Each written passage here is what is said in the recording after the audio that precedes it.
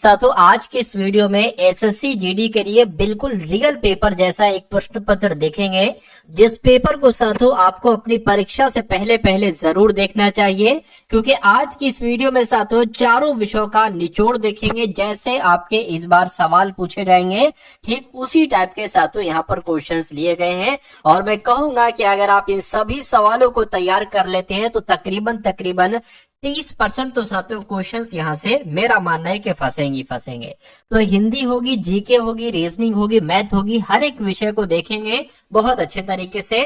तो साथियों हिंदी के मैंने इस वीडियो में कितने सवाल लिए हैं? 20 सवाल लिए हैं, और इसमें आपको साथियों 12 से 13 प्रश्नों का टारगेट होना चाहिए आपका, कि 12 से 13 प्रश्न आपको बिल्कुल सही करना है।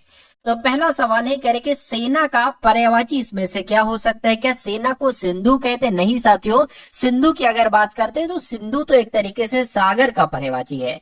ललित की अगर बात करते हैं, ललित का मतलब होता है क्या? सुंदर। ललित का मतलब क्या होता है? सुंदर होता है। और मंद का मतलब क्या होता है साथियों? धीमा होता है। लेकिन दल शब्द की अगर बात करते हैं तो ये सेना का पर्यायवाची हो जाएगा दल। सेना कह लो। अच्छा, एक तरीके से अगर बात करें तो अनी भी कहते हैं, अनी ये सेना का पर्यायवाची हो जाएगा। उसके अलावा अगर बात करते हैं साथियों सैन्य की अगर बात करें तो सैन्य भी साथियों कहा जाता है सेना को।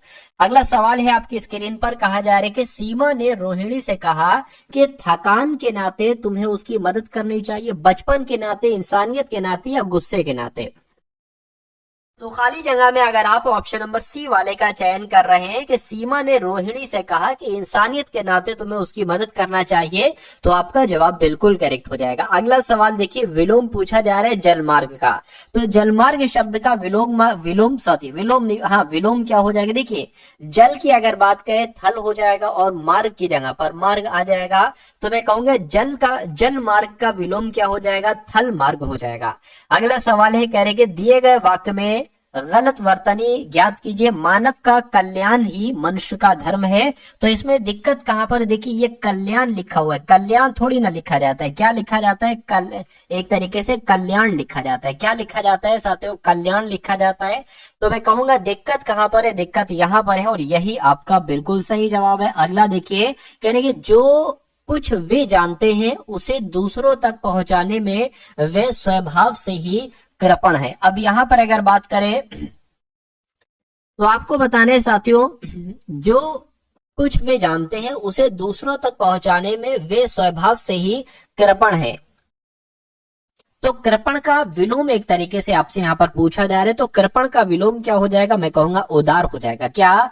ठीक है, उदार हो जाएगा। राइट आंसर आपका ऑप्शन नंबर बी हो जाएगा। अगला सवाल देखिए, कह रहे निम्नलिखित प्रश्न में 4 विकल्पों में से उस विकल्प का चयन करें जो दिए गए मुहावरे का सही अर्थ वाला विकल्प है। यानी कि आसमान से गिरा खजूर में अटका, तो इसका मतलब साथियों क्या हो सकता है? मुझे बताइए। देखिए, बुरे काम का बुरा फल मिलता है, ये होगा इसका मतलब? नहीं। एक विपत्ति से छूटकर दूसरी विपत्ति में उलझ जाना, ये इसका मतलब होगा। मैं कहूंगा बिल्कुल सही। इस सवाल का जवाब आपका अगर है ऑप्शन नंबर बी, तो बिल्कुल करेक्ट है। अगला सवाल आपकी स्क्रीन पर आपसे पूछा जा रहा है कि उसके मन में ना जाने कितनी वेदना थी, वह जोर जोर से उसास ले रहा था। तो यहां पर अगर बात करें साथियों,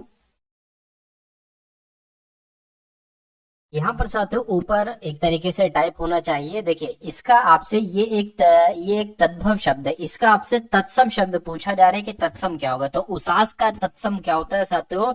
उच्छ्वास होता है। इसलिए उसके मन में ना जाने कितनी वेदना थी कि वो जोर जोर से उच्छ्वास ले रहा था। तो यहाँ पर क्या आएगा साथियों? ऑप्शन नंबर बी वाला शब्द आ जाएगा। अगला सवाल देखिए, कह के युग युगांतर से, क्या साथियों यहाँ पर अगर बात करें युग युगांतर से प्राचीन काल से मतलब होगा, या मतलब ये एक मुहावरा है, और इस मुहावरे का मतलब क्या होता है? प्राचीन काल से, दादी के काल से, तकनीकी जमाने से, या आधुनिक काल से। देखिए, युग युगांतर से इस कहने का मतलब ये है कि प्राचीन काल से, बहुत पुराने समय से। उसके बाद देखिए, ये कभी ना निष्फल होने वाला काम है। रेखांकित शब्द की अगर बात करें, ना निष्फल होने वाला काम, इसके लिए साथियों एक शब्द यहाँ पर क्या हो सकता है? तो जो ना निष्फल होने वाला हो उसको एक तरीके से साथियों क्या कहा जाता है? अमोघ कहा जाता है। आप लोग ध्यान रखें, क्वेश्चन इंपॉर्टेंट है। आंसर आपका ऑप्शन नंबर सी के साथ जाएगा। अगला सवाल आपकी स्क्रीन पर है, आपसे पूछा जा रहा है पूछा जा रहा है कि नेताजी से अपनी सुरक्षा के लिए कई अंग रखा रखे। तो यहाँ पर अंग रखा का आपको बताने साथ तो तत्सम शब्द क्या हो जाएगा, तो इसका तत्सम क्या हो जाएगा, अंग रक्षक हो जाएगा। इसका तत्सम क्या हो जाएगा, अंग रक्षक हो जाएगा, और यही आपका बिल्कुल सही जवाब हो जाएगा। अगला सवाल आपकी स्क्रीन पर है, कह रहे कि सीमा ने रोहिणी से कहा कि थकान के नाते, बचपन के नाते या इंसानियत के नाते उसकी मदद करनी चाहिए। तो इंसानियत के नाते उसकी मदद करनी चाहिए। क्वेश्चन तो रिपीट हो गया। अगला तो सभी दोस्त अगर चाहते हैं एसएससी जीडी 2025 में सिलेक्शन लेना, मेरे मित्र हम बात करेंगे एसएससी जीडी 2025 में, अगर आप सभी चाहते हो कि सिलेक्शन हो जाए आप सभी का, तो आपके लिए मैंने एक इंपोर्टेंट पीडीएफ बनाई मेरे दोस्त, जिसमें आपको हिंदी के 1000 क्वेश्चन देखने को मिलने वाले हैं मेरे भाई, जो आपके एग्जाम में हूबहू मिलेंगे। उसके बाद जीके जीएस के भी आपको मेरे मित्र 1000 क्वेश्चन यहाँ पर देखने को मिलने वाले हैं। कितने, 1000 क्वेश्चन। तो यानी ये 2000 क्वेश्चनों की पीडीएफ है मेरे दोस्त। कितने हजार क्वेश्चनों की, 2000 क्वेश्चनों की पीडीएफ है आपके लिए। मात्र इसकी जो प्राइस है मेरे दोस्त 50 रुपए रखी गई है। ये पीडीएफ आपको अगर एग्जाम देने से पहले जरूर एक बार देख ले मेरे मित्र, क्योंकि 70% क्वेश्चन आपको यहीं से देखने को मिलेगा। 2021 से लेकर 24 तक के सारे क्वेश्चन इसमें हैं। और ये पीडीएफ लेने के लिए मेरे दोस्त आपके पास एक नंबर है 73 मेरे दोस्त 57 या 5399 और 45 लास्ट में रहेंगे मेरे दोस्त। इस पर आप मेरे को मैसेज कर दीजिए व्हाट्सएप पर, यहाँ से ये पीडीएफ आपको तुरंत मिल जाएगी। इस पर आपको मैसेज कर देना है। अब क्वेश्चन क्या कह रहा है मेरे दोस्त, दिए गए वाक्य के लिए सार्थक शब्द ज्ञात कीजिए, यानी जो संविधान के अनुकूल हो। तो संविधान के जो अनुकूल होता है मेरे दोस्त, इसे हम क्या कहते हैं, संवैधानिक। बिल्कुल ऑप्शन नंबर डी वाले सारे दोस्त यहाँ पर सही हो जाएंगे। बढ़ेंगे अगले क्वेश्चन की ओर। चलो अगला क्वेश्चन देखिए। अगला सवाल देखिए, कह रहे कि ये काम 4 आदमी का है, इसे अकेले मत करो। क्या, ठीक है। देखिए अब यहाँ पर आपको बताना है त्रुटि कहाँ पर है। यह काम 4 आदमी का है, 4 आदमी नहीं होना चाहिए, 4 आदमियों होना चाहिए। क्या होना चाहिए साथियों, 4 आदमियों यहाँ पर होना चाहिए था कुल मिला के। तो दिक्कत कहाँ पर है, दिक्कत साथियों यहाँ पर है, यहाँ पर है, तो यही आपका राइट आंसर। अगला देखिए, कहने के साथियों सीता माता का नाम जानकी भी है, सीता माता का नाम लौकिक है, मतलब कुल मिला के आंसर आपको बताने। तो सीता माता का नाम जानकी भी है, ये आपका राइट आंसर हो जाएगा। सही जवाब आपका अगर है ऑप्शन नंबर ए तो बिल्कुल करेक्ट है। उसके बाद देखिए अगला सवाल है, कह रहे कि अपनी करनी पार उतरनी, इसका मतलब क्या होता है बताइए। गुणहीन व्यक्तियों में कम गुण वाला व्यक्ति राजा माना जाता है, नहीं। जहां रहो वहां के रीति रिवाज के अनुसार रहो, ये इसका मतलब होता है, नहीं। मनुष्य को अपने कर्मों के अनुसार ही फल मिलता है, ये क्या इसका मतलब हो जाएगा, अपनी करनी पार उतरनी, बिल्कुल साथियों ये इसका मतलब हो जाएगा। और यही आपका बिल्कुल सही जवाब भी हो जाएगा। अगला सवाल आपकी स्क्रीन पर है, कहा जा रहा है कि गुलाब के फूल में बहुत से कांटे होते हैं। तो 4 विकल्पों में से उस विकल्प का चयन कीजिए जो कोष्ठक में दिए गए शब्द के पर्यायवाची शब्द का सही विकल्प है। यानी कि कांटे का आपको पर्यायवाची बताना है। तो कांटे की अगर हम बात करते हैं, कांटे को एक तरीके से शूल कहा जाता है। क्या कहा जाता है, देखिए यहाँ पर अगर बात करें, कांटे को कंटक भी कहा जाता है, ये आपको मालूम होना चाहिए। कांटे को कंटक कहते हैं, कांटे को साथियों बाधा भी कहते हैं, और कांटे को सुई भी कहते हैं, और कांटे को शूल भी कहते हैं। तो कुल मिला के राइट आंसर अगर आपका ऑप्शन नंबर डी के साथ है तो मैं कहूंगा आंसर आपका बिल्कुल करेक्ट है भाई, बहुत बढ़िया, वेरी गुड क्लास। अगला सवाल है करके छन्नी कर डालना, तो इसका मतलब क्या होता है, छन्नी कर डालना, रौनक होना, मन में वैराग पैदा होना, शोक विहल कर देना, बेफिक्र होना। तो छन्नी कर डालना यानी कि शोक विहल हो कर देना, ये आपका सही जवाब हो जाएगा। अगला सवाल देखिए, कहा जा रहा है कि सभी भाइयों के बीच संपत्ति के लिए कलह हो रहा है। तो आपको बताने दिए गए वाक्य में गलत वर्तनी आपको ज्ञात करने किस शब्द की साथियों गलत वर्तनी है, ये आपको यहाँ पर साथियों बताना है। चलिए देखिए, ये तो संपत्ति लिखा हुआ है, होना क्या चाहिए थी, संपत्ति होना चाहिए थी। तो ये आपकी शुद्ध वर्तनी हो जाएगी, गलत हो जाएगी। अगला सवाल देखिए, करके दिए गए वाक्य में रेखांकित शब्द का विलोम आपसे यहाँ पर पूछा जा रहा है, यानी कि आधुनिक का आपको विलोम बताना है। तो आधुनिक का विलोम साथियों क्या होता है, पौराणिक होता है। क्या होता है आधुनिक का विलोम, आधुनिक का विलोम साथियों पौराणिक होता है, ये आप लोग याद रखेंगे। राइट आंसर आपका ऑप्शन नंबर बी होना चाहिए। अगला सवाल आपकी स्क्रीन पर है, कहा जा रहा है कि निम्नलिखित प्रश्न में 4 विकल्पों में से उस विकल्प का चयन कीजिए जो कोष्ठक में दिए गए शब्द के तत्सम रूप का सही विकल्प है। आप सभी को यहाँ से जाने के लिए कहा गया है। अब यहाँ शब्द एक तद्भव शब्द है, इसका तत्सम शब्द क्या होता है साथियों, अत्र कहा जाता है। यहाँ को क्या कहा जाता है, अत्र कहा जाता है। तो ये साथियों आपने हिंदी के देखे पूरे के पूरे 20 सवाल, और आपके एग्जाम में भी 20 सवाल आएंगे। कितने क्वेश्चन आपके सही हो पाए एक बार कमेंट में बताइएगा। और अब आप लोग देखिए साथियों, जीके के कितने क्वेश्चन, जीके के और करंट अफेयर के साथियों पूरे के पूरे 20 सवाल, और इसमें से कितने क्वेश्चन आप सही कर पाते हैं, 9 कर पाते हैं, 10 कर पाते हैं, जितने भी कर पाते हैं उसको भी एक बार जरूर बताइएगा। और उसके बाद रीजनिंग को हम लोग देखेंगे और मैथ को देखेंगे। तो कह रहे कि असहयोग आंदोलन बंद कर दिया गया था, तो क्यों बंद कर दिया गया था, चौरी चौरा घटना की वजह से, या काकोरी घटना की वजह से, लोगों की मौत के कारण, या जलियांवाला बाग हत्याकांड के कारण। तो आपको याद रखना है कि चौरी चौरा घटना की वजह से ही असहयोग आंदोलन को साथियों बंद कर दिया गया था। अगला सवाल कह रहे कि संयुक्त राज्य अमेरिका ने किस वर्ष दूसरे विश्व युद्ध में प्रवेश किया था। तो यहाँ पर अगर बात करते हैं साथियों 1941 की अगर बात करें, तो संयुक्त राज्य अमेरिका ने 1941 में दूसरे विश्व युद्ध में प्रवेश किया था। पंचशील का नारा किसके द्वारा दिया गया था, तो पंडित जवाहरलाल नेहरू के द्वारा साथियों पंचशील का नारा दिया गया था। ये आपको यहाँ पर ध्यान रखना है, ठीक है। उसके बाद देखिए अगला सवाल क्या है कि उस भारतीय प्रधानमंत्री का नाम क्या है जिन्होंने संसद में ये घोषणा की थी कि वह मंडल आयोग की सिफारिशों को लागू करेंगे। इस घोषणा से भारत में देशव्यापी विरोध शुरू हो गया था। ये क्वेश्चन साथियों बहुत इंपॉर्टेंट है, और मैं कहूंगा ये सवाल आपके एग्जाम में आ जाए तो ऐसा पॉसिबल है और आ सकता है साथियों। तो वीपी सिंह इन प्रधानमंत्री का नाम आप लोग याद रखना, क्योंकि इन्होंने संसद में घोषणा की थी कि वो मंडल आयोग की सिफारिशों को लागू करेंगे, और इस घोषणा से भारत में देशव्यापी विरोध शुरू हो गया था। अगला देखिए, कहा जा रहा है कि भारतीय संविधान का कौन सा अनुच्छेद कानून के समक्ष समानता प्रदान करता है। तो मैं कहूंगा अनुच्छेद 14 की अगर बात करें तो अनुच्छेद 14 कानून के समक्ष समानता प्रदान करता है। अगला देखिए, कह रही कि विश्व में प्लेटिनम का उत्पादन किस देश में सबसे ज्यादा होता है। तो किस देश में सबसे ज्यादा होता है साथियों, दक्षिण अफ्रीका में सबसे ज्यादा होता है। अगला देखिए, इनमें से कौन सा राज्य पालघाट दर्रे से आपस में जुड़े हुए हैं। तो किसकी किसकी बात चल रही है, मैं कहूंगा केरल और तमिलनाडु की बात चल रही है। यानी कि साथियों केरल और तमिलनाडु राज्य पालघाट दर्रे से आपस में जुड़े हुए हैं। उसके बाद देखिए कौन सा कृत्रिम बंदरगाह है, यानी कि कृत्रिम बंदरगाह की अगर हम बात करते हैं तो जो चेन्नई बंदरगाह है ना, ये एक कृत्रिम बंदरगाह है। ये सवाल आपसे एग्जाम में पूछा जाएगा। उसके बाद देखिए करके किस क्रांति ने तिलहनों के उत्पादन में वृद्धि उत्पन्न की है, बताइए।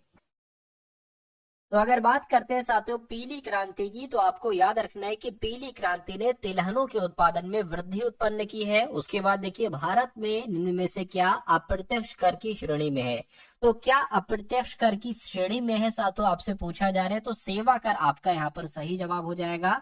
यानी कि साथियों अप्रत्यक्ष कर एक तरीके से, यानी कि सेवा कर की अगर हम बात करते हैं तो ये क्या है, ये एक अप्रत्यक्ष कर है। उसके बाद देखिए कहा जा रहा है साथियों कि स्टार्ट अप इंडिया योजना उन संस्थाओं पर लागू होती है जिनके पिछले वर्ष का वार्षिक कारोबार कितने से अधिक नहीं होना चाहिए। तो साथियों 25 करोड़ से अधिक नहीं होना चाहिए, ये आप लोग याद रखेंगे। राइट आंसर आपका ऑप्शन नंबर डी हो जाएगा। उसके बाद देखिए अगला सवाल है आपकी स्क्रीन पर, कहने के प्राथमिक क्षेत्र में श्रमिक एक वर्ष में ज्यादातर समय बेरोजगार रहते हैं, ठीक है। इसलिए यदि इनमें से कुछ श्रमिक प्राथमिक क्षेत्र से अन्य क्षेत्रों में स्थानांतरित किए जाते हैं तो कुछ प्राथमिक उत्पादन में कोई बदलाव नहीं होगा। इस प्रकार की बेरोजगारी को जाना जाता है किस रूप में, तो इस प्रकार की बेरोजगारी को अंतर्निहित बेरोजगारी के रूप में जाना जाता है। किस प्रकार में, अंतर्निहित बेरोजगारी के रूप में जाना जाता है। उसके बाद देखिए अगला सवाल, यानी कि रोजगार के अवसरों की कमी की सबसे सही व्याख्या है। यानी कि आपको बताना है कुल मिला के क्या मजदूरों को अपने किए गए कार्य की मजदूरी नहीं मिलती तो उसको कहा जाता है रोजगार के अवसरों में कमी। क्या श्रमिक जितना काम करने में सक्षम है उससे कम अगर काम मिल रहा है तो उसको कहा जाता है रोजगार में कमी। इसलिए आपका राइट आंसर जो होना चाहिए वो ऑप्शन नंबर बी के साथ जाएगा। अगला सवाल आपकी स्क्रीन पर, यानी कि कितने माप से अधिक ध्वनि को शोर का नाम दिया जाता है। तो अगर साथियों 80 डेसिबल से ध्वनि अधिक है तो उसको क्या कहा जाता है, शोर का नाम दिया जाता है। अगर साथियों 30 से 40 के आसपास डेसिबल की है तो ये साथियों नॉर्मली बातचीत जो की जाती है ना, साधारण बातचीत की श्रेणी में आ जाएगी। उसके अलावा अगर बात करते हैं साथियों, अगर 50 से 60 डेसिबल की ध्वनि है तो उसको कहा जाएगा भाई जोर से बात हो रही है। क्या? जब जोर से बातचीत होती है, ठीक है ना। उसके अलावा अगर बात करें जैसे कि जो ट्रैक्टर वगैरह की आवाज होती है ना साथियों, तो ये 90 से 95 के अंतर्गत आती है। ठीक है, आपने सायरन सुना होगा, अगर बहुत दूर सायरन होता है तब भी आप तक उसकी आवाज पहुंचती है, तो ये 110 से 120 डेसिबल के बीच की होती है। तो कुल मिला के अगर ध्वनि का शोर कहना है तो साथियों 80 डेसिबल उसकी ध्वनि होगी। एथिलीन ग्लाइकोल को एंटी फ्रीज के रूप में साथियों पानी में मिलाने पर क्या होता है? तो आपसे पूछा जा रहा है उसे कार के रेडिएटर की सफाई हेतु प्रयोग किया जाता है। ये केवल पानी के क्वथनांक को कम करता है, ये केवल पानी के क्वथनांक को बढ़ाता है, ये पानी के हिमांक को कम करता है और पानी के क्वथनांक को बढ़ा देता है। तो अगर ये सवाल साथियों आपसे पूछा जाए तो आंसर आपका जो होगा, जो मैंने यहाँ पर आपको बताया, ऑप्शन नंबर डी, यानी कि एथिलीन ग्लाइकोल को एंटी फ्रीज के रूप में पानी में मिलाने पर पानी के क्वथनांक को ये कम कर देता है और पानी के हिमांक को कम कर देता है और क्वथनांक को साथियों बढ़ा देता है। अगला देखिए करके, दुनिया के सबसे बड़े जल विद्युत बांध का निर्माण कौन सा देश कर रहा है? ये होना चाहिए, बताइए। तो कौन सा देश कर रहा है साथियों? चीन कर रहा है। राइट आंसर आपका ऑप्शन नंबर बी हो जाएगा। अगला सवाल कह रहे कि हीरो फ्यूचर एनर्जीज ने कहा 29 मेगावाट की सौर परियोजना शुरू की है? तो साथियों कहां पर की है आपसे पूछा जा रहा है, मैं कहूंगा कर्नाटक में की है। राइट आंसर आपका ऑप्शन नंबर बी हो जाएगी। ये 5 सवाल साथियों करंट अफेयर के मैं करवा रहा हूं। कह रहे कि कहां 20वां सुनामी स्मृति दिवस मनाया गया? तो ये साथियों कहां पर मनाया गया है आपको मालूम होना चाहिए, पुदुचेरी में मनाया गया। यानी कि 20वां सुनामी स्मृति दिवस कहां मनाया गया? तो पुदुचेरी में। कहा 75वीं अंतरराष्ट्रीय अंतरिक्ष यात्री कांग्रेस शुरू हुई है? तो साथियों कहां पर हुई है ये अब आपको बताना है। तो मिलान में शुरू हुई है। कहां पर शुरू हुई है साथियों? मिलान में शुरू हुई है। अगला सवाल देखिए, किसने फेमिना मिस इंडिया 2024 का खिताब जीता है? तो साथियों ये खिताब किसने जीता है? निकिता पोरवाल इनका नाम है, और निकिता पोरवाल ने ही फेमिना मिस इंडिया 2024 का खिताब जीता है। अगला सवाल है आपके स्क्रीन पर, और अब यहां से साथियों आपके सामने रीजनिंग के क्वेश्चन शुरू हो चुके हैं। तो इन सभी रीजनिंग के क्वेश्चंस को देखिएगा और अपनी तैयारी को साथियों मजबूत कीजिएगा। चलिए, कह रहे हैं साथियों सबसे पहले 1076 है, उसके बाद आपको बता रहे कौन सा नंबर आएगा, और उसके बाद 882 ही आना चाहिए, उसके बाद 785, और उसके बाद 688, और उसके बाद साथियों 591। तो कुल मिला के अब आपको देखना है साथियों कि क्या यहाँ पर है, क्या चीज कैसे साथियों कितना कितना आगे बढ़ा है। अगर हम इसकी बात करें कि इसमें कितना घटाया गया है, तो मैं कहूंगा साथियों घटा दीजिए। 12 में से 5 जाएगा तो यहाँ पर साथियों 7 बचेगा, और ये 87 हो जाएगा। 87 में से इतना घटाएंगे तो साथियों 9 यहाँ पर आ जाएगा, यानी कि 97 घटाया गया है। अब इसको देख लीजिए साथियों 15, देखिए 5 में से तो 8 जा नहीं सकता, तो एक इधर से ले लेंगे। 15 में से 8 जाएगा 7, और फिर क्या 9, यानी कि 97 यहाँ पर भी बचा गया, यहाँ पर भी 97 बचेगा। बिल्कुल साथियों इसमें भी 97 माइनस करेंगे तो 591 आएगा। यानी कि कहने का मतलब साथियों क्या है कि आप इसमें क्या कर दीजिए, एक तरीके से 97 आप इसमें माइनस कर दीजिए। तो 1076 में जब 97 माइनस करते हैं तो 979 जाकर बैठता है। 979 में से 97 माइनस करेंगे तो 882 जाकर बैठेगा। तो कुल मिला के 979 कौन से ऑप्शन में है? ऑप्शन नंबर डी वाले में है। तो यही आपका बिल्कुल सही जवाब है। अब उसके बाद देखिए अगला सवाल कह रहे कि SWAUYC को जैसे लिखा जाता है उसी प्रकार FJ इनको साथियों क्या लिखा जा सकता है, ये आपको यहाँ पर बताना है। देखिए S होता है 19 पर, U 21 पर होता है, W 23 पर होता है, 25 पर Y होता है, F 1 पर और C 3 पर, यानी कि 2 यहाँ पर बढ़ रहा है। तो इसमें आप जब 2 बढ़ाओगे, F 6 पर होता है, 8 आ जाएगा, 8 का मतलब होता है साथियों H। J 10 पर होता है, 2 बढ़ाओगे साथियों 12 हो जाएगी, यानी कि L। N से 2 बढ़ाओगे तो साथियों P हो जाएगा। तो HLP कौन से ऑप्शन में लिखा हुआ है? HLP ऑप्शन नंबर बी में लिखा हुआ है। तो जिनका आंसर यहाँ पर ऑप्शन नंबर बी के साथ था तो बिल्कुल सही था। अब उसके बाद देखिए फिर से एक अच्छा सा नंबर सीरीज वाला सवाल है, क्योंकि नंबर सीरीज से संबंधित 2 से 3 सवाल आपसे साथियों पूछे जा सकते हैं। कह रहे कि 242 है, उसके बाद साथियों 264 है, उसके बाद आपको बताना है कौन सा नंबर यहाँ पर आएगा, और फिर यहाँ पर 308, और फिर यहाँ पर साथियों 330, और फिर यहाँ पर साथियों 352 आएगा। तो कुल मिला के यहाँ पर साथियों कितना एक तरीके से प्लस किया गया है, ठीक है, 2 ये हो जाएगा, और ये साथियों 2 यानी कि 22 प्लस किया गया है। यहाँ पर कितना प्लस किया है, मैं कहूंगा साथियों यहाँ पर भी 22 किया गया है, और यहाँ पर कितना प्लस किया गया, यहाँ पर भी 22 किया गया, यानी कि यहाँ पर भी साथियों 22 प्लस ही किया जाएगा। तो 4 6 हो जाएगा, और ये आपका 28 हो जाएगा, यानी कि 286 कौन से ऑप्शन में है, 286 ऑप्शन नंबर बी वाले में है। अगला सवाल आपकी स्क्रीन पर देखिए सवाल को और बताइए सही जवाब। कहेंगे साथियों नीचे दिए गए समीकरण में कौन से दो संख्याएं हैं, ठीक है, इनको आपस में बदलने पर निम्नलिखित समीकरण का समीकरण सही हो जाएगा।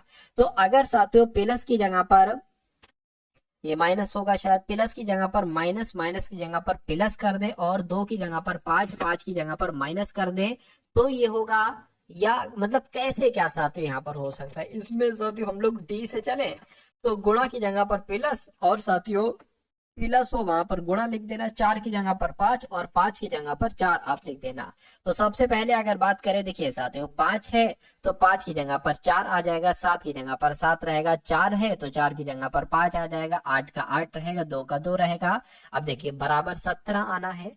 अब माइनस है, माइनस का कोई दिक्कत नहीं, माइनस आ जाएगा। गुणा है, गुणा की जगह पर प्लस आएगा, गुणा की जगह पर प्लस आ जाएगा, और प्लस की जगह पर क्या आ जाएगा, गुणा आ जाएगा, भाग की जगह पर भाग आएगा। इसको सॉल्व करिए, अगर सॉल्व करने पर अगर 70 आ जाता है तो ये हमारा सही जवाब हो जाएगा, वरना फिर ऑप्शन नंबर सी वाले को चेक करेंगे। अब देखिए भाग की अगर बात करें सबसे पहले तो 4 आएगा, 4 गुणा 5 कितना हो जाएगा आपका, 4 पंजे 20 हो जाएगा, 20 प्लस साथियों 4 माइनस 7 आपका हो जाएगा। ठीक है ना, इतना क्लियर है इतनी बात, चलिए कोई दिक्कत नहीं। अब अगर साथियों यहाँ पर हम लोग बात करें,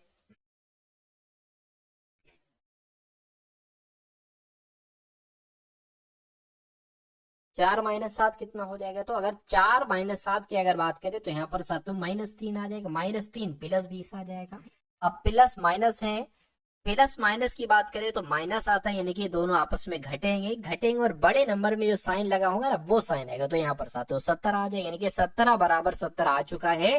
कहने का मतलब ये है कि हमारा सही जवाब जो है वो ऑप्शन नंबर डी के साथ जाएगा। अब अगले नंबर का सवाल आपकी स्क्रीन पर है, कहा जा रहा है कि यदि दर्पण को ए बी रेखा पर रखा जाए तो आकृतियों में से कौन सी आकृति प्रश्न आकृति का सही प्रतिबिंब होगी। कहने की अगर बात करें मतलब ये है साथियों, ये आपकी आकृति है, यहाँ पर लाइनिंग आपको दिख रही होगी यहाँ पर। तो अगर यहाँ पर दर्पण रखा है तो ये आकृति साथियों कैसी दिखाई देगी, कुल मिला के आपको इतनी सी बात बताना है।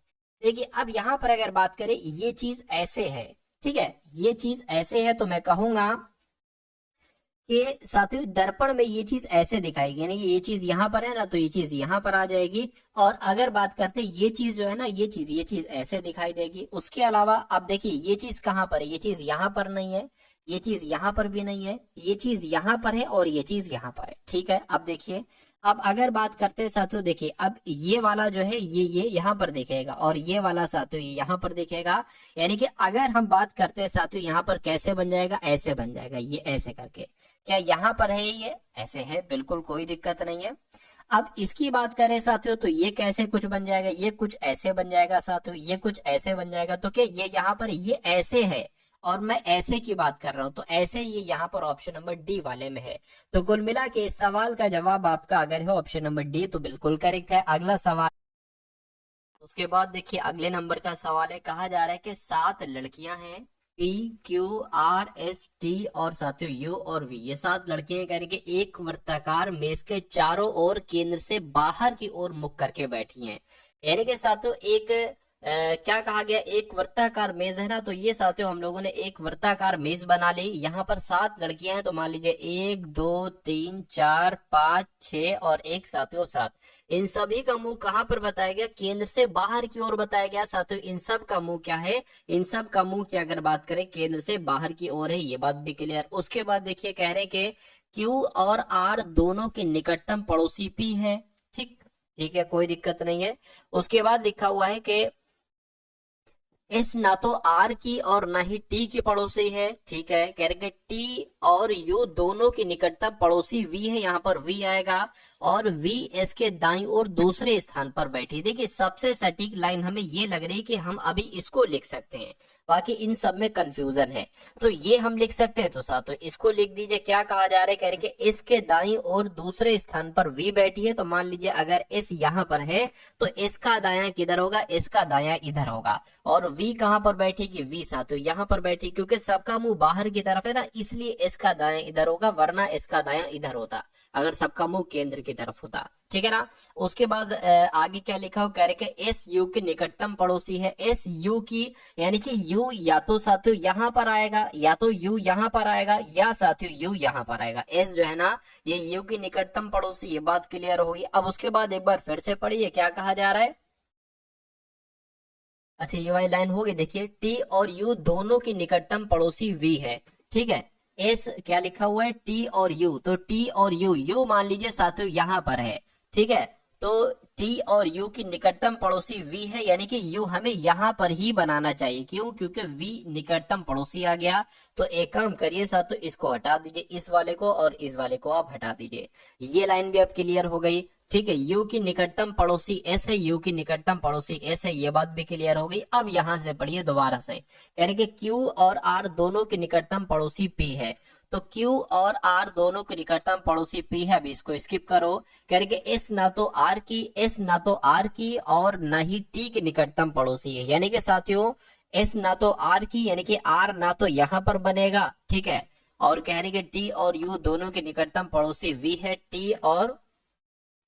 T और U दोनों के निकटतम पड़ोसी V, यानी कि T साथियों यहाँ पर आ जाएगा, बिल्कुल आ जाएगा। अब क्या हमारा सॉल्व हो सकता है, अब क्या हो सकता है एक्स्ट्रा, देखिए, ठीक है। देखिए बार बार पढ़ना पड़ेगा तभी, क्योंकि ये क्वेश्चन थोड़ा सा हार्ड क्वेश्चंस में से आता है, ठीक है। तो अगर इसको करने में आपको 1.5 मिनट लग जाए, ठीक है, या कभी कभी कुछ क्वेश्चन ऐसे होते हैं कि 2 मिनट भी लग जाते हैं, तो आप उनको कर लो, क्योंकि और सारे क्वेश्चन तो आप साथियों 30-30 40-40 सेकंड में उड़ा रहे होंगे।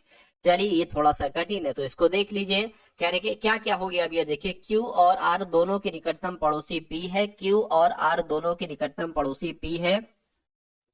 तो Q की अगर बात करें, Q और R, देखिए T आपका यहाँ पर हो गया। अगर हम साथियों यहाँ पर Q और R बना ले, क्या Q और R दोनों की निकटतम पड़ोसी कौन है साथियों, P है। तो P अगर मान लीजिए यहाँ पर बना ले, उसके बाद कह रहे कि S ना तो R और ना ही T के निकटतम पड़ोसी। S जो है ना तो R और ना ही T के निकटतम पड़ोसी, ये बात भी क्लियर है। कह रहे साथियों T और U दोनों की निकटतम पड़ोसी V है। T और R कहाँ गया, T और U दोनों का निकटतम पड़ोसी V है, ये बात भी क्लियर हो गई।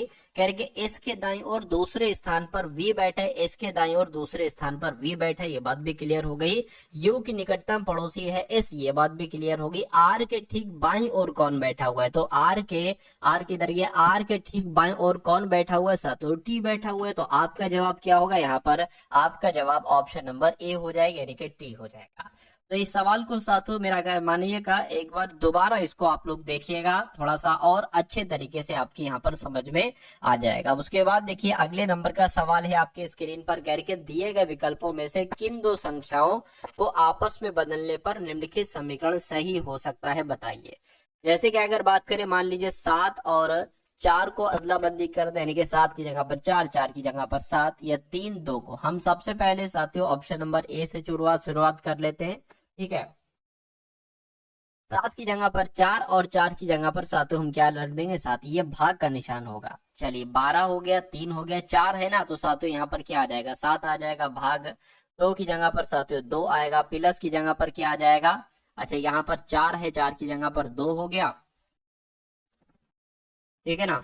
और एक तरीके से बात करें 2 हो गया, प्लस आपका 41 हो गया, बराबर अब 7 है, तो 7 की जगह पर 4 आ जाएगा। देखिए कैलकुलेट करके, ये कैलकुलेट करोगे, अगर 4 आ जाता है तो हमारा ए आंसर हो जाएगा। देखिए कैलकुलेट करके तो मुझे तो नहीं लग रहा, देखिए 7/2 आ जाएगा। फिर यहां से एक तरीके से बात करें, नहीं हो सकता साथियों। तो इनको कैलकुलेट करके इतना तो मुझे पता है कि 4 नहीं आ सकता, तो ये आपका आंसर नहीं हो सकता। अब दूसरे वाले को चेक कीजिए, यानी कि 3 की जगह पर 2, 2 की जगह पर 3 रख दीजिए, तो 12 है, 12 रख दीजिए। 3 है तो 3 की जगह पर 2 आ जाएगा, -4 है तो 4 आ जाएगा, भाग 2 है तो 2 की जगह पर साथियों 3 आ जाएगा, प्लस आपका 41 का। इसको सॉल्व करके साथियों 7 आ सकता है। देखिए जरा यहाँ पर अगर बात करें 12 दूना 24 हो जाएगा, 24 -4/3 आ जाएगा, प्लस 41 का। इसको सॉल्व करके 7 आ सकता है। मैं कहूंगा ये भी साथियों पॉसिबल नहीं है, ऐसा भी नहीं हो सकता, कोई दिक्कत नहीं। तो अब ऑप्शन नंबर सी वाले को देख लीजिए, यानी कि 7 की जगह पर 41 और 41 की जगह पर 7। तो 12 है 12, 3 है तो 3, माइनस अब 4 है ना तो साथियों 4 आ जाएगा, और एक तरीके से भाग है तो भाग आ जाएगा, 2 है 2 आ जाएगा, प्लस 41 है, 41 की जगह पर 7 हो जाएगा, और 7 है तो 7 की जगह पर 41 हो जाएगा।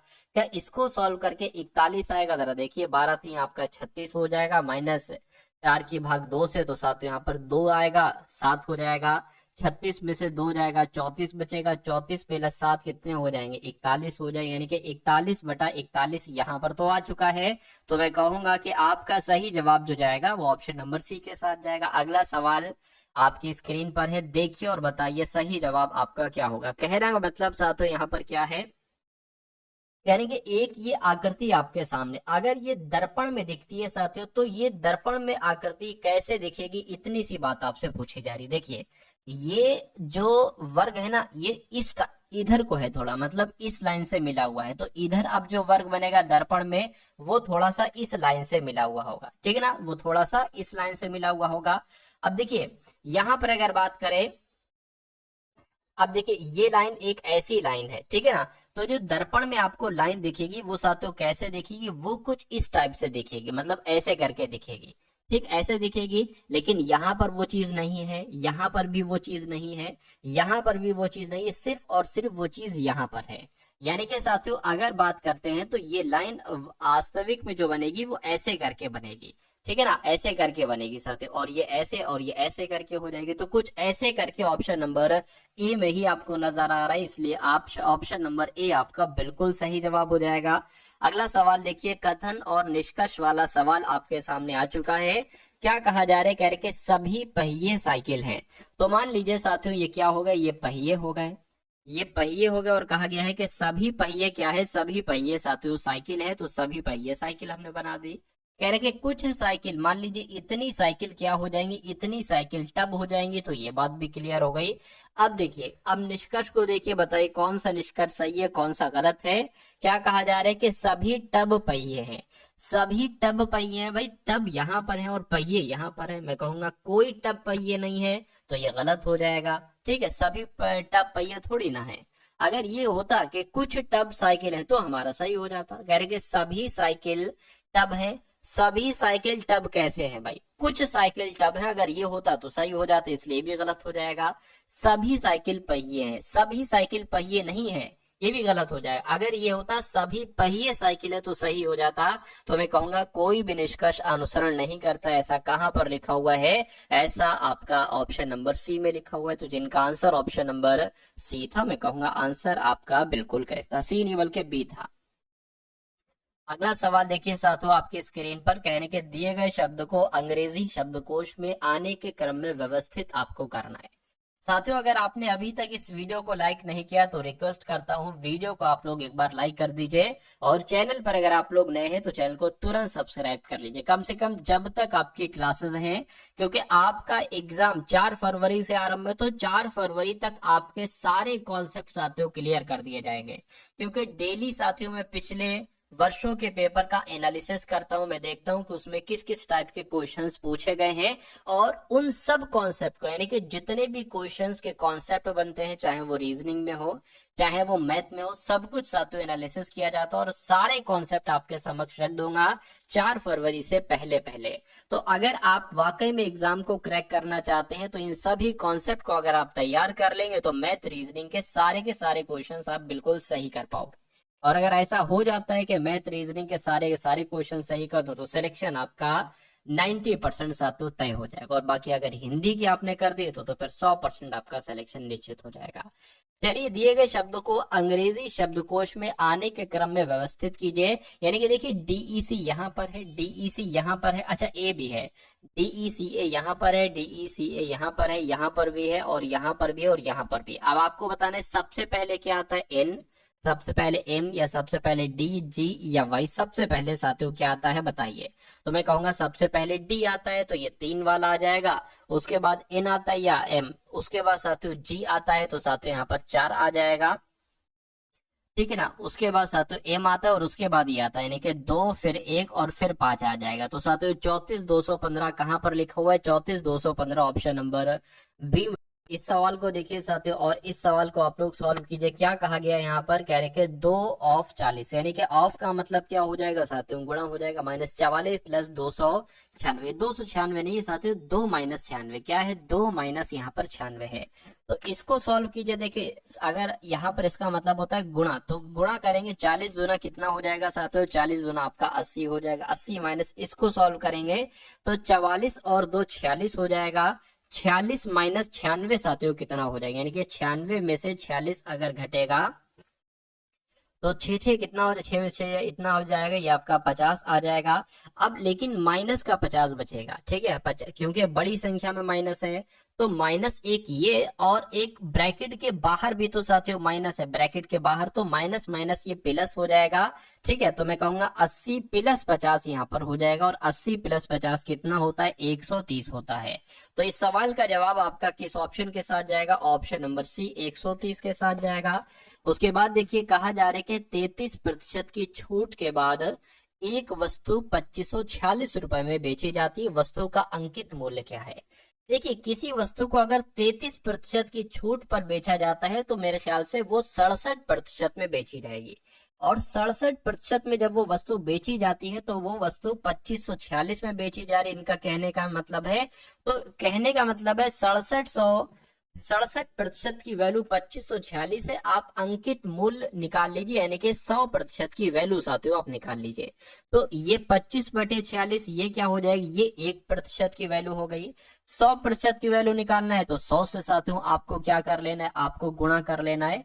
तो इसको आपको साथियों कैलकुलेट करना है बस, और आपको कुछ नहीं करना है। तो इसको साथियों हम कैलकुलेट करा लेते हैं। देखिए 2546 और साथियों 67, तो अगर 67 की गुणा किससे करे साथियों? 254 के आसपास जो है ना वो आपको मिल जाए। अगर साथियों 67 तिया देखते हैं, 7 तिया आपका 21, 6 तिया 18, 19 20, यानी कि 201 हो जाएगा, ठीक है। 201 हो जाएगा कितना? तिया। अब कितना बचेगा? 3, और यहाँ पर 5 बचेगा। अभी नहीं हो पाएगा तो साथियों ये ले लीजिए। अब अगर हम बात करें 67 किससे गुणा करें? अगर 67 की 8 से गुणा करें तकरीबन, ठीक है, अगर 67 की गुणा 8 से करते हैं तो तकरीबन देख लीजिए कितना आ जाएगा? 7 अट्ठे 56 आ जाएगा, 6 छंग 36, 6 42 छट्टे 48 आ जाएगा, 48 और ये आपका 53 हो जाएगा। तो अट्ठे कितना हो गया साथियों? 536, यानी कि पूरा पूरा ये तो कट गया, ठीक है। तो इसको काटोगे साथियों, यहाँ पर 38 आ जाएगा, और 2 0 ये वाले लग जाएंगे। तो मैं कहूंगा साथियों वस्तु का अंकित मूल्य कितना आ जाएगा? 3800 आ जाएगा, और 3800 क्या हो जाएगा? आपका सही जवाब हो जाएगा। उसके बाद देखिए अगला सवाल क्या कहा जा रहा है, देखिए जरा। कह रहे कि एक मिश्रण में अम्ल है और पानी है। क्या है? अम्ल है और पानी है, और अम्ल और पानी का अनुपात 4:7 है। कह रहे कि इसमें 10 लीटर पानी मिलाया जाता है। अब देखिए यहाँ पर अगर सातों हम लोग बात करते हैं, ध्यान से देखिए, अम्ल कितना है? अम्ल आपका सातों 4x है, और पानी कितना है? पानी आपका 7x है, ठीक है। कहेंगे कि 10 लीटर पानी मिलाया जाता है, तो पानी ये है ना 7x पानी है, तो इसमें 10 लीटर पानी मिलाया जाता है, पानी मिला दिया हमने।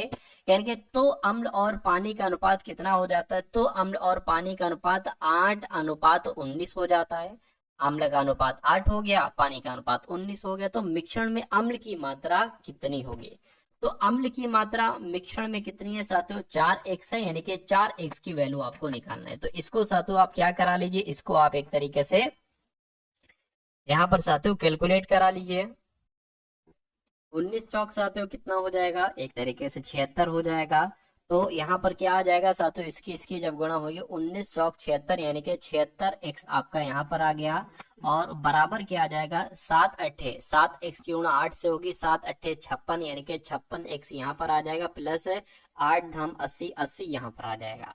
अब 76x ये हो गया बराबर के उधर है 56 प्लस का, इधर आएगा माइनस का हो जाएगा, बराबर आपका क्या हो जाएगा 80 हो जाएगा। 76 में से 56 साथियों घटेगा तो कितना बचेगा, तो 20x बचेगा, यानी कि 20x बराबर 80 हो जाएगा। और x बराबर क्या हो जाएगा साथियों 80/20 हो जाएगा। इसको कट करेंगे तो 20 चौक 40, यानी कि x बराबर साथियों 4 आ जाएगा। हमें पता क्या करना था, मिश्रण में अम्ल की मात्रा कितनी है।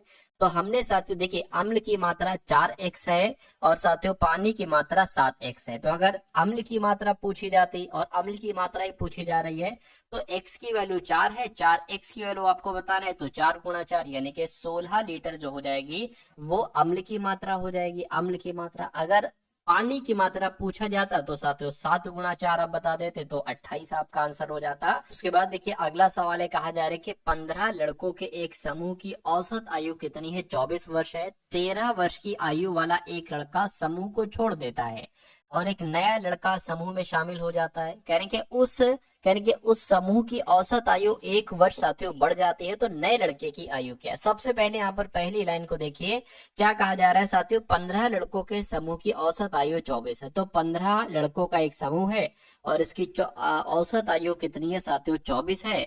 तो अगर मैं आपसे कहूं कि 15 लड़कों की कुल मिला के आयु कितनी है, तो आपको 15 की गुणा 24 से कराना पड़ेगी। 15 चौक आपका 60 हो जाएगा, 15 दुना आपका 30 हो जाएगा, 063 यानी कि 360 में कहूंगा। ठीक है, 15 लड़कों की कुल मिला के आयु कितनी हो जाएगी, 360 हो जाएगी। कह रही 13 वर्ष की आयु वाला एक लड़का समूह को छोड़ देता है। ठीक है, यानी कि अगर साथियों यहाँ पर हम लोग बात करते हैं 13 वर्ष, एक तरीके से इसमें हमें माइनस करना, क्योंकि कुल आयु ये है और 360 में से 13 वर्ष का एक लड़का साथियों इसको छोड़ देता है, तो कितनी आयु बचती है, 347 आयु बचती है। यानी कि अब टोटल एक लड़का तो छोड़ गया है, अब टोटल आयु का योग 347 बचता है। ठीक है, और कहेंगे एक नया लड़का आता है, इसमें कुछ नया एक लड़का आता है, उस समूह की औसत आयु 1 वर्ष बढ़ जाती है। ठीक है ना, क्या होती है, 1 वर्ष बढ़ जाती है। यानी कि टोटल अब लड़के 15 हो गए, एक घटा और एक बढ़ गया। ठीक है, अब एक बढ़ जाती है औसत आयु, यानी कि पहले औसत आयु 24 थी, अब कितनी होगी साथियों 25 वर्ष हो गई। तो अब देखिए ये तो एक तरीके से 15 लड़कों की, ठीक है ना, इस 15 लड़कों नहीं ये बल्कि 14 लड़कों का योग है। ठीक है, अब ये 15 लड़कों का, इसको अब साथियों गुणा कराइए, यानी कि 25 की गुणा 15 से आप लोग कराइए। 25 पंजे कितना आपका हो जाएगा, 125 हो जाएगा, और ये 25 एकम 25 हो जाएगा, 5 7 3, यानी कि अब कितनी आ जाएगी साथियों 375 आ जाएगी। अब इन दोनों का डिफरेंस जब आप कराओगे तो आपको नए लड़के की आयु मालूम पड़ जाएगी, यानी कि 375 में से 347 को घटाओगे तो नए लड़के की आयु आपको मालूम पड़ जाएगी। ये 15 हो जाएगा, 15 में 7 जाएगा, 8 बचेगा, ये 6 हो जाएगा, 2 बचेगा, यानी कि 28 वर्ष जो होगी उस नए लड़के की आयु होगी। और 28 वर्ष आपका यहाँ पर बिल्कुल सही और सटीक जवाब हो जाएगा। ठीक है ना, तो यहाँ पर साथियों आप लोगों ने देखे मैथ के कुछ चुनिंदा क्वेश्चन।